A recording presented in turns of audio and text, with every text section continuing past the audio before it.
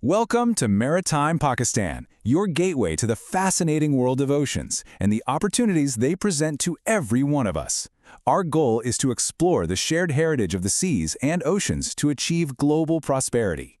Today's discussion explores the book The Sea in History, the Ancient World. Our discussion will focus on the 11th chapter, River Navigation on the Euphrates in the 2nd millennium BC, Uses, Stakes, and Communities of Practice. So how in the world do we know all this stuff? Well, our understanding comes directly from the source. We're talking cuneiform tablets, ancient legal codes, and even royal letters. And when you piece it all together, these records paint this incredible picture of how a single river didn't just support a civilization, it literally created it.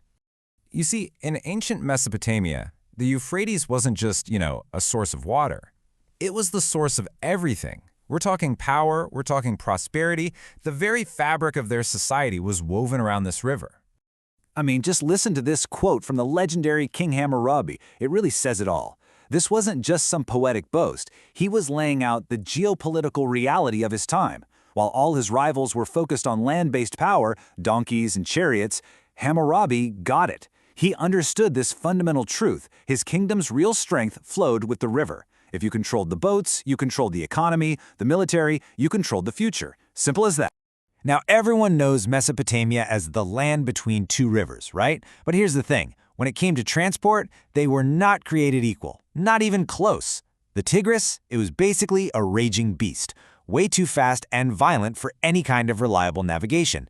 But the Euphrates was the golden highway. Its calm, winding course was a dream to travel, navigable for almost 3,000 kilometers. It was this vital economic artery connecting the mountains all the way down to the Persian Gulf.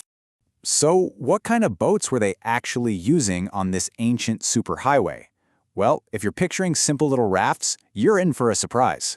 The technology was incredibly diverse and highly specialized for whatever job was at hand. The basic Akkadian word for any kind of boat was elapam. Seems straightforward, right? But that one simple word is hiding a much more complex reality. When you dig into the old administrative texts, you uncover this entire ecosystem of different watercraft, each one designed for a very specific purpose.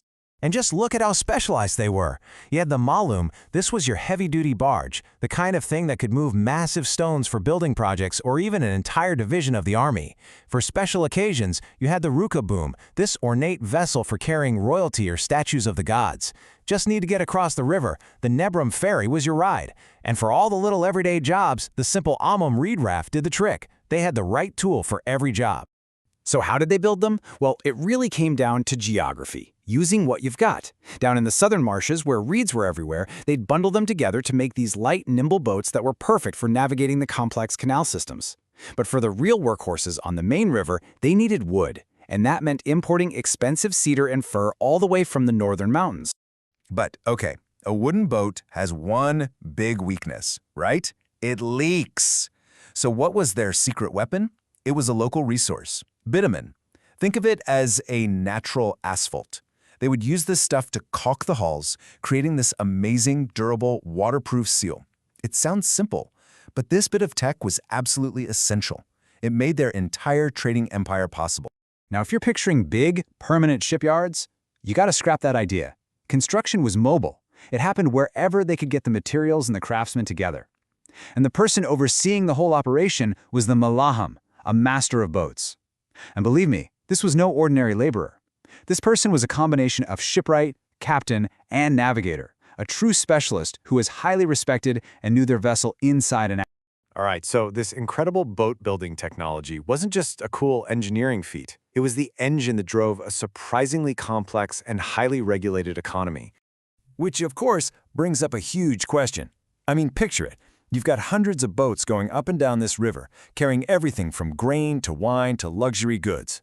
How on earth did the Mesopotamian kingdoms keep order? And more importantly, how did they turn all that bustling activity into profit? Well, the answer, which we found in old cuneiform customs documents, reveals a system that is, well, it's shockingly modern. A merchant's journey wasn't some kind of free-for-all, no way. It was a formal, bureaucratic process. You had to charter a boat, load your cargo, pass through checkpoints, pay your taxes, and then trade at a designated port. It was organized, it was regulated, and man was it efficient. And right at the heart of this whole system was the tax. You see, cities all along the Euphrates had customs officials who would inspect the cargo and charge a fee. And the standard rate?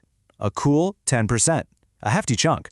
But that simple tax, that's what generated the incredible wealth they needed to build the palaces, the temples, and the armies of those great river kingdoms. So the final destination for all this trade was a place called the kârum. And let me tell you, a kârum was so much more than just a dock. It was the entire economic heart of a city. We're talking the quays, secure warehouses, a bustling merchant quarter, the whole shebang. And often, these districts even had their own rules and leaders. But it wasn't just about making money. Oh no, the river fleet was a critical asset for the state. The very same boats used for shipping wine could be taken over by the king for a military campaign, or used to haul those massive stones for a new temple, or to support the fishing guilds that fed the cities. They were the ultimate multitaskers. And the scale of these operations, it's just staggering. We have cuneiform letters that describe mobilizing a fleet of 240 barges. We're not talking little canoes here. We're talking heavy-duty barges for a single military assault. I mean, that just shows an incredible logistical capability, all built on their mastery of the river. Okay, so let's zoom out for a second. What's the ultimate legacy of this whole sophisticated river-based system? What's the big takeaway from all this? When you put all these pieces together, it becomes crystal clear that this was anything but primitive.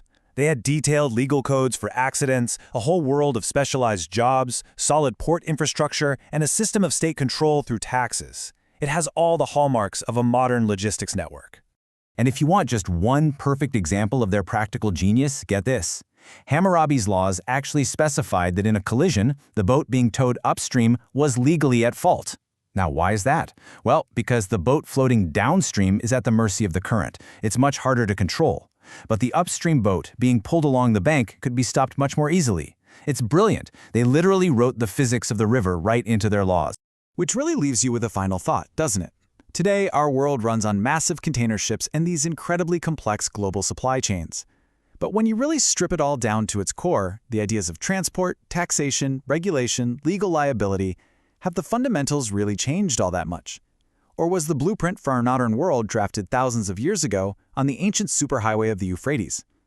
We hope that you liked today's video. Please share your comments and subscribe to explore other similar opportunities. Post your questions in the comments section for future videos.